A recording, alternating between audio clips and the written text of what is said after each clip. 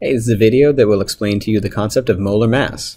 So, in a sentence, molar mass is the mass of 1 mole of an object. Maybe that's helpful, maybe it's not. So I'll use a little metaphor. The molar mass is the mass of a mole. Now, a mole is just a counting number, like a dozen or a triple or anything like that. It's a counting number. It tells you how big a group is of anything at all, not just of chemistry terms like atoms or molecules or formula units. Now, a dozen is 12 things, a triple is 3 things, and a mole is 6.02 times 10 to the 23rd power of things. It's about 602 sectillion, but for the purposes of this metaphor, let's pretend like instead of mole, we're talking about dozen, okay? And then instead of mass, because some people don't have a very good intuitive grasp of mass, I'll use something easy like value. It's just something associated with an object, right? So ignore mole, ignore mass. Think about this new thing that I'm talking about, dozen value. And then if you can understand the concept of a dozen value, then the idea of a molar mass will come pretty easy for you. So I got a question for you. What is more valuable? 12 cents, which is a dozen pennies, or $12, which is a dozen dollars? Now clearly, even though I have the same number of both of these things, $12 is going to be more valuable than 12 cents. The number doesn't matter. The property, in this case value, is what matters. And because that property is different among objects, like pennies versus dollars, the dozen value of pennies and dollars are going to be different. So what do you think is going to be more? The dozen value of rocks or the dozen value of diamonds? What would you rather have, 12 rocks or $12? I mean, you have the same number of both, right? You would clearly rather have 12 diamonds because the dozen value of diamonds is a lot more than the dozen value of rocks. It's just the value of 12 things is what a dozen value is. So now let's step in the right direction. Let's talk about the dozen mass. It's the same kind of thing as a molar mass because a mole is a counting number just like a dozen or a triple or whatever. But let's talk about the dozen mass. Basically, the dozen mass is how much 12 of something weighs. So the dozen mass of a bowling ball is just going to be the mass of 12 bowling balls, right? Because you have a dozen bowling balls. So the dozen mass of a bowling ball is however much 12 bowling balls is. Now, one bowling ball is about 5 kilograms. And this is in kilograms, not grams, but it doesn't really matter for this particular example. So one bowling ball is 5 kilograms, and if I have a dozen of them, then the dozen mass of a bowling ball is going to be 5 times 12, which is going to be 60 kilograms. That's the dozen mass of a bowling ball. So the molar mass is basically the same thing, but instead of a dozen, you're talking about a mole of something.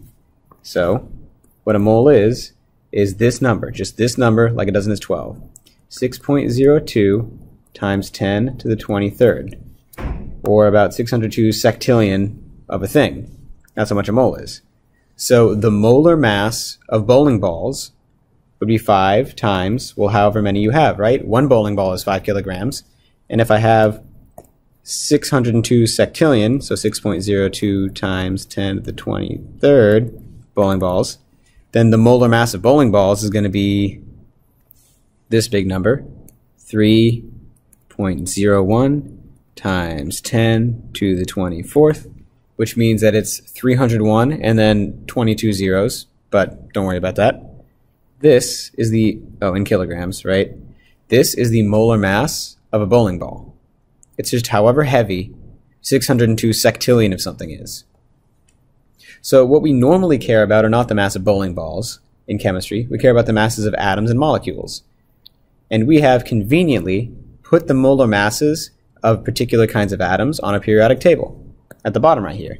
This number at the top, this is the atomic number. That's not what you're looking for. What you're looking for are these numbers on the bottom.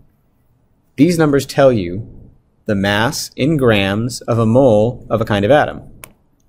So if I have 1 mole of oxygen, it's going to weigh about 15.999 grams. If I have 1 mole of hydrogen, or about 602 sectillion hydrogen atoms, it's going to be about a gram. If I have the same number of ruthenium, it's going to weigh about 100 times more. because a single ruthenium atom is going to weigh about 100 times as much as a single hydrogen atom. So even though you have the same number of these, hydrogen would be like this, like a peanut maybe, and ruthenium would be like this, like a bowling ball.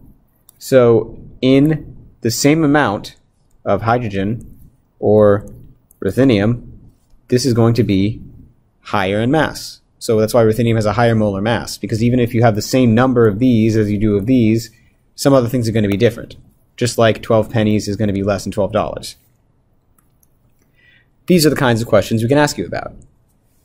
What is the mass of a certain number of moles of a substance? Oh, wait a minute. This shouldn't say moles. Okay, so this should say atoms. I'll fix that. Okay, so we can ask you to go from the number of a substance to the mass, or we can ask you to go from the mass to the number of a substance. So the way you do this is you got to figure out how many moles this is, right? Because you know how much 1 mole weighs. 1 mole of oxygen atoms is about 16 grams. So if I know how many moles I have, I can figure out how heavy it is, right? So what I have is 1.4 times 10 to the 23rd atoms. And I know that I want to group that in moles.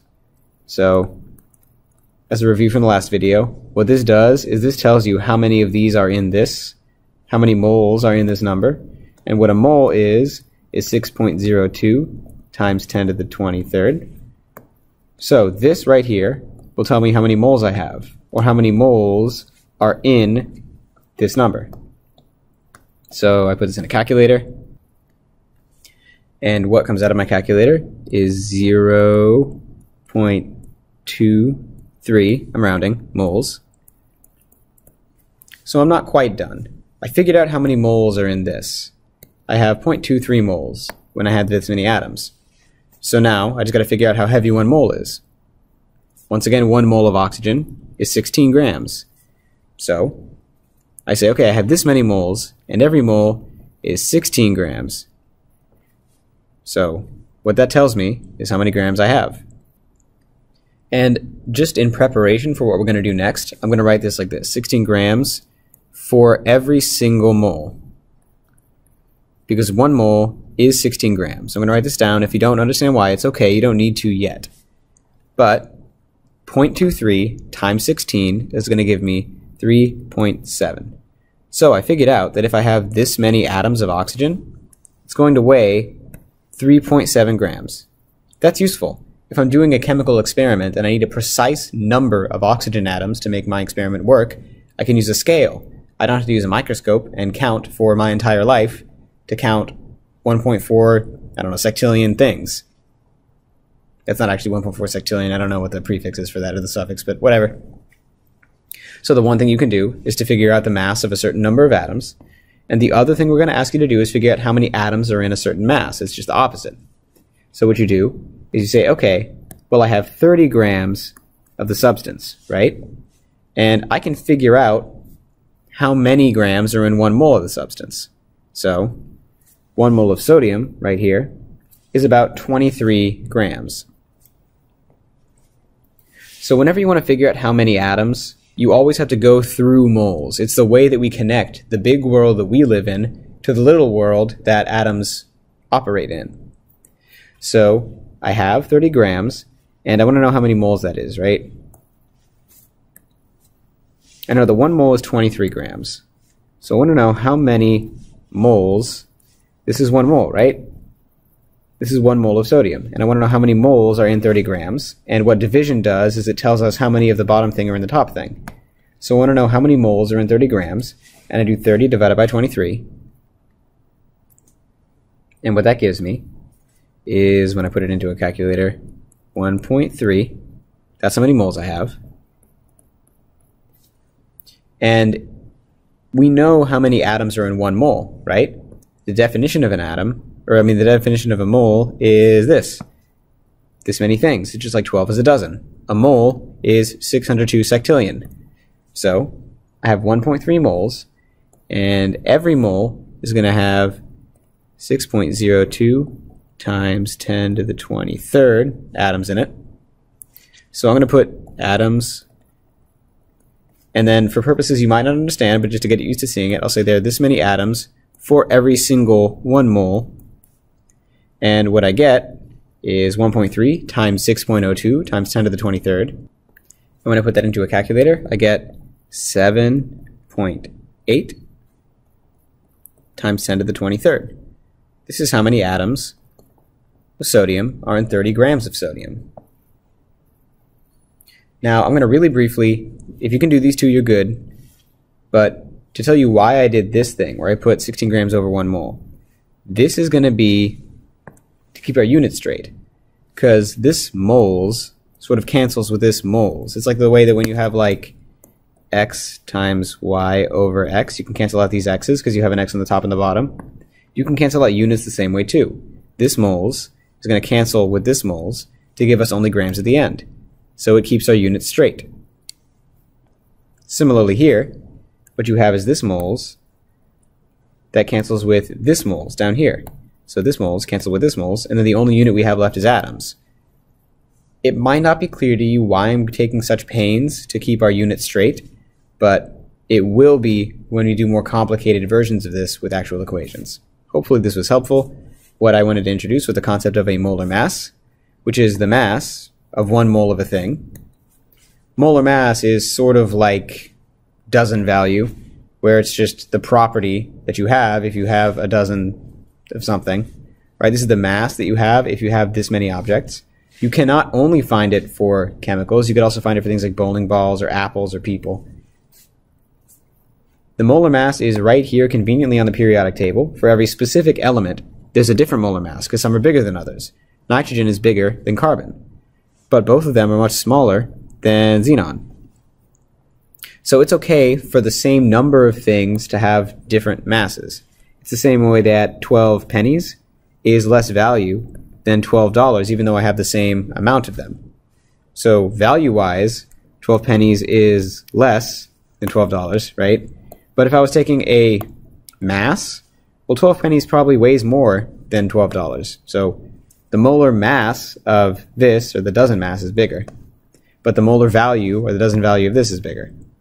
Value is just a metaphor. Don't worry about it. We only care about mass. The kinds of things I can ask you to do are to figure out what the mass is if I give you a certain number of atoms. You have to go through moles to figure that out. Or I could say, if you have a certain mass, how many atoms do you have? And once again, you have to go through moles as a middle step. Hope that was helpful.